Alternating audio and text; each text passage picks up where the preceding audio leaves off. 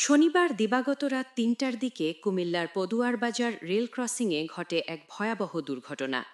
চট্টগ্রাম থেকে ঢাকার উদ্দেশ্যে যাত্রা করা একটি মেইল ট্রেন ধাক্কা দেয় মামুন পরিবহন নামের যাত্রীবাহী বাসটিকে।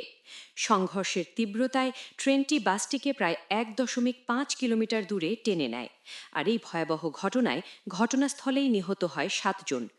পরে চিকিৎসাধীন অবস্থায় আরও কয়েকজন মারা গেলে নিহতের সংখ্যা বেড়ে দাঁড়ায় ১২ জনে। দুর্ঘটনার পরপরই চট্টগ্রামের সঙ্গে সারা দেশের রেল যোগাযোগ বন্ধ হয়ে যায়। আখাউড়া থেকে পাঠানো রিলিফ ট্রেন উদ্ধার কাজে অংশ নেয়। উদ্ধার অভিযানে ফায়ার সার্ভিস, সেনাবাহিনী, পুলিশ ও র্যাব যৌথভাবে কাজ করে। সকাল ৮টার দিকে রেল যোগাযোগ স্বাভাবিক হয়। দুর্ঘটনার তদন্তে রেল ক্রসিংয়ের ২ গেটম্যানকে সাময়িক বরখাস্ত করা হয়েছে। নিহতদের পরিবারকে কুমিল্লার জেলা প্রশাসক মোহাম্মদ রিজা হাসান প্রতি পরিবারকে ২৫,০০০ টাকা করে নগদ অর্থ সহায়তা দিয়েছেন।